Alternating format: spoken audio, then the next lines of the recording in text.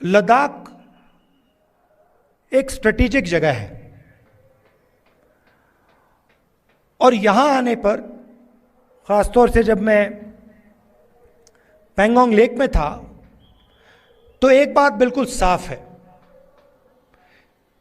कि चाइना ने हिंदुस्तान की जमीन ली है।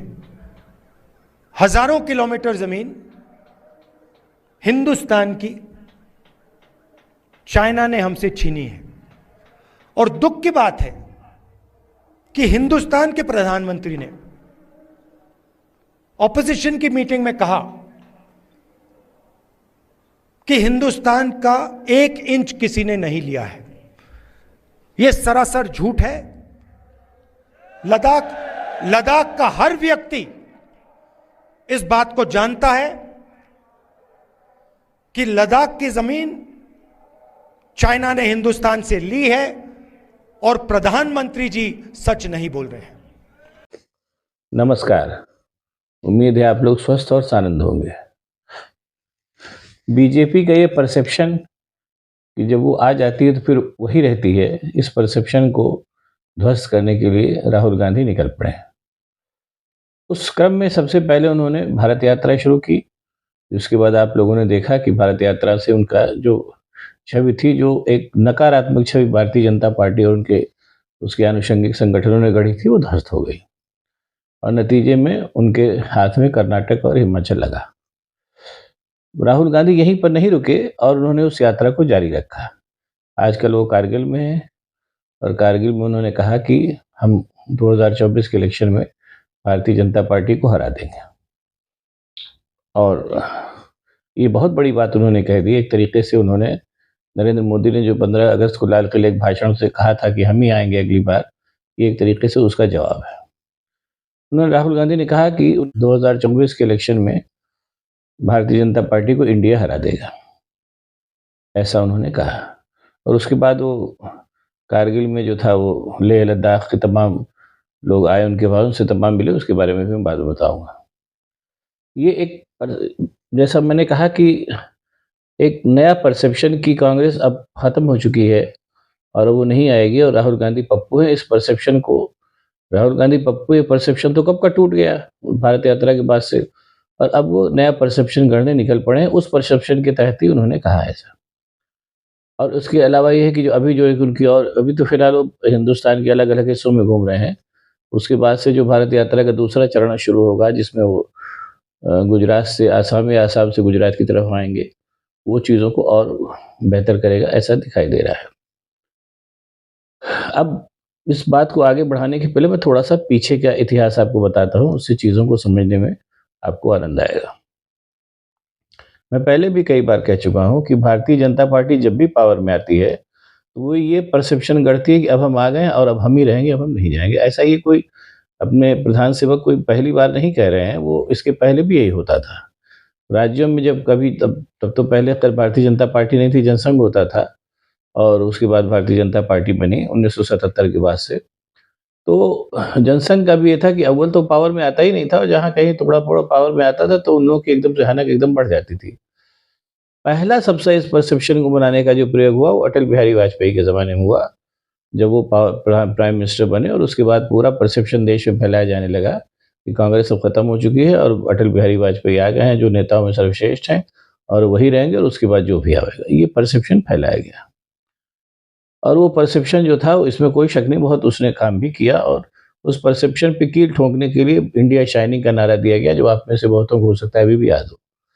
लेकिन चूंकि शासन के अंतिम दौर में कई वजहों से अटल बिहारी वाजपेयी की सरकार लड़खड़ाने लगी थी, इसलिए वो इंडिया शाइनिंग का जो नारा जो गढ़ा गया, वो जो एक तरीके से कल्पित नारा था, उसके बावजूद अटल बिहारी वाजपेयी हार गए और कांग्रेस पावर में आई दोबारा। मुझे अच्छी तरीके से याद है जब कांग्रेस उस समय, सही बात है कि कांग्रेस की हालत उस समय खस्ता थी। इतनी खस्ता भी नहीं थी जितनी फिलहाल इधर 10 सालों में हो गई थी, लेकिन खस्ता थी। और सोनिया गांधी बिना कुछ सोचे समझे निकली और उन्होंने अपनी यात्रा शुरू कर दी, और उस यात्रा का नतीजा ये हुआ कि कांग्रेस फिर से पावर में आ गई। ऑफ कोर्स कम्युनिस्ट पार्टी के सहयोग से आई, लेकिन बहरहाल आई। और उस समय एक पत्रकार हुआ करते थे आज तक में, प्रभु चावला, वो पता नहीं कहाँ है, मुझे नहीं मालूम। और वो एकदम से जो थे, एकदम पूरे भाजपाई थे, और अटल बिहारी वाजपेयी के जीतने की दिन ब दिन घोषणाएं करते थे, और जब सोनिया गांधी का ग्राफ एकदम से चढ़ने लगा तो दूसरे दिन से एकदम पलट गए और सोनिया गांधी गुणगान करने लगे। खैर, ये तो पत्रकारों की फितरत होती है, ऐसा इसमें कोई नई बात नहीं है। अभी भी जो एक तरीके से जिसको आप लोग गोदी मीडिया कहते हैं, वो अगर कल को राहुल गांधी आ जाते हैं तो पूरी बेहयाई से दांत चियार के उनके दरबार में हाजिर हो जाएगा। ऐसा कुछ नहीं है। जैसा मैंने पहले कहा था, मैं फिर कह रहा हूँ कि अपने प्रधान सेवक के शासनकाल के जितने भी की अलमारियों में जितने भी कंकाल दबे हैं, जिनको गोदी मीडिया के माध्यम से दफना दिया गया अलमारियों में, ये लोग अलमारियां खोल खोल के, अगर भाजपा की सरकार नहीं आती अगली बार, तो उन्हीं कंकालों को निकाल के सामने लाएंगे कांग्रेस को प्रसन्न करने के लिए, या सॉरी कह सकते हैं इंडिया को प्रसन्न करने के लिए। बहरहाल ये तो जब होगा तब देखा जाए, और अभी अगर होता है तो देखा जाएगा। अब सवाल ये पैदा होता है कि ये जो परसेप्शन है, इस परसेप्शन को गढ़ने के पीछे मानसिकता क्या है। जाहिर सी बात है कि जैसा मैंने पहले भी एक आध बार कहा कि भारतीय जनता पार्टी जो मूलतः जो हिंदुस्तान की स्थिति है कि वो मूलतः अभी भी गरीब मुल्क है, जिसकी बहुसंख्य आबादी मूलभूत सुविधाओं से भी वंचित है, उस आबादी के लिए काम करने की भारतीय जनता पार्टी की मानसिकता ही नहीं है, मूलतः धनिकों की और बनियों की पार्टी है। अब जैसे मैंने पहले भी कहा कि अब दिक्कत यह है कि वोट तो गरीब लोगों को ही देना है, या कह लीजिए जो संसाधन संपन्न नहीं उनको भी देना है, तो इसके लिए लगातार परसेप्शन गढ़ा जाता है। और परसेप्शन गढ़ने के लिए भारतीय जनता पार्टी वाले झूठ भी बोलते हैं, गलत बयानी भी करते हैं, तमाम तरीके की अफवाहें फैलाते हैं, ये अब सब जान गया है। और इसके चलते वो एक पूरा का पूरा झूठ का आडंबर खड़ा करते हैं कि ये परसेप्शन रहे कि भारतीय जनता पार्टी अब आ गई और अब अजय हो जाएगी। और इस चीज़ को इन्होंने इस बार जो है, इस बार मतलब इस बार ये जो अपने प्रधानमंत्री नरेंद्र मोदी जी का कार्यकाल रहा है, इसमें इसको उन्होंने और बढ़ाया, और परसेप्शन गढ़ने के लिए उन्होंने कर्नाटक में सरकार गिराई, महाराष्ट्र में सरकार गिराई, मध्य प्रदेश में सरकार गिराई। ये सब जस्ट टू शो कि हम अजय हैं और हमसे लड़ना आसान काम नहीं है, ऐसा हुआ। लेकिन वही वाली बात है कि परसेप्शन और रियलिटी एक अलग चीज़ होती है। परसेप्शन में आप लाख झूठ फैला करके बतावें कि हम बिल्कुल अजय हैं और हमसे कोई नहीं लड़ सकता, लेकिन अगर चुनाव लड़ना है तो जाहिर सी बात है कि चुनाव में तो कॉमन मैन ही काम करेगा। और जो दिक्कतें परसेप्शन के माध्यम से और प्रेस को खरीद करके ये सब फैलाया जाता है, नीचे नीचे स्तर पे तो जो जनता झेले वो तो झेल ही रही। जैसे फॉर एग्जाम्पल कोरोना में लाखों करोड़ों लोग मर गए, बताया गया कि ऑक्सीजन की कहीं कमी नहीं हुई, अपने प्रधान सेवक ने ही कहा, जबकि ऑक्सीजन की इतनी किल्लत थी पूछिए मत। प्रधान सेवक के कहने से वो सब लोग भूल तो जाएंगे नहीं कि ऑक्सीजन की कितनी किल्लत थी, हाय हाय मची थी। या किसान आंदोलन था, उसमें उन्होंने कहा कि ऐसे मैं बिल ला रहा हूँ कि किसान सब माला माल हो जाएंगे, जो कि किसान नीचे के स्तर पर जान ही रहे कि क्या हो रहा है। तो ये सब जो परसेप्शन बनाने के लिए जो झूठ गढ़ा जा रहा था और ये सब सारी झूठी बातें फैलाई जाती है, ऐसा इससे ये कहीं ना कहीं खुल जाता है। दिक्कत ये है। अब उसी तरीके से अपने जो प्रधान सेवक महोदय खुद हैं, वो भी एक तरीके से झूठ के और उसके सबके परसेप्शन से खड़े किए गए हैं। ये अजय हैं, ये कुछ, और जो विदेशों में जब जाते हैं तो यहाँ का मीडिया झूठ फैलाने लगता है कि सब जगह जाए मोदी जी के लोग एकदम देखते ही एकदम बिज जाते हैं। तो ये सब सारा का सारा परसेप्शन है। लेकिन भला हो यूट्यूब वालों का कि उन्होंने सारे परसेप्शन को पलीता लगाने का एक तरीके से जिम्मेदारी ओढ़ ली है, और वो पलीता दिन ब दिन पलीता लग रहा है।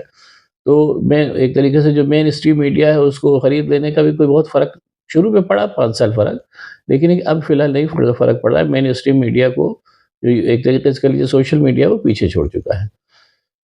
और भारतीय जनता पार्टी की घबराहट का आलम यह है कि अभी उन्होंने जिसमें जो 4 राज्यों में चुनाव होने जा रहे हैं, उन 4 राज्यों में के जो अपने जहाँ भूपेश बघेल है छत्तीसगढ़ के, उनके ऊपर कल तमाम चुनाव के समय तमाम छापा डलवा दिया। उन्होंने भी आकर के दिल्ली प्रेस कॉन्फ्रेंस करके सारी बातें बता दी कि हमको हो सकता जेल भेजने की साजिश हो रही। ये सब हो रहा है, और भी ईडी और सीबीआई और आईटी के माध्यम से तमाम जो विपक्षी नेताओं को परेशान किया जा रहा है, जनता देख ही रही है। ये सब हो रहा है। लेकिन सतह पे क्या हालत है? सतह पे हालत ये है कि लोकसभा की 4-5 सीटें रिक्त हैं इस समय, उनका चुनाव कराने की साहस, मतलब उपचुनाव होना है वहाँ, लंबे समय से रिक्त है वो। लेकिन हालत ये है कि उन 4-5 सीटों पर उपचुनाव कराने की हिम्मत जो है वो भारतीय जनता पार्टी नहीं जुटा पा रही है। कहीं न कहीं उसको ये भय सता रहा है कि अगर इन लोकसभा के चुनावों में भारतीय जनता पार्टी हार गई तो उनका जो परसेप्शन गढ़ा जा रहा है कि भारतीय जनता पार्टी अपने मोदी जी अजय हैं, वो परसेप्शन मतलब भहराने लगेगा। और परसेप्शन करने का ये भी है कि आप मोटे तौर पे देखिए कि आज की तारीख में गुजरात और क्या नाम है उत्तर प्रदेश के अलावा भारतीय जनता पार्टी कोई बड़ी स्टेट नहीं है।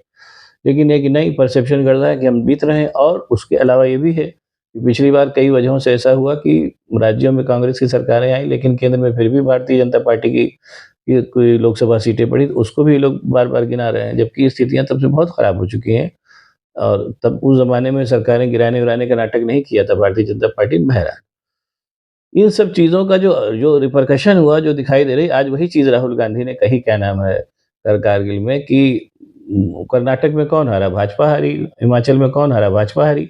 ये उसी परसेप्शन को हटाने का के आगे बढ़ रहे हैं। उन्होंने कहा कि जो 4 राज्यों में चुनाव जा रहे हैं, आप देखिएगा उसमें भी इंडिया गठबंधन जीतेगा। तो ये जो कंसेप्ट, जो परसेप्शन बदलने का कंसेप्ट राहुल गांधी लेके चल पड़े हैं, और और वो कंसेप्ट, वो चूँकि उस स्तर के नेता हैं, उनको चीज़ें दिखाई दे रही हैं, तो आज पूरे आत्मविश्वास के साथ उन्होंने कारगिल में कहा कि मैं बता रहा हूँ कि 2024 के चुनाव में इंडिया गठबंधन जो है वो भारतीय जनता पार्टी को हरा देगा।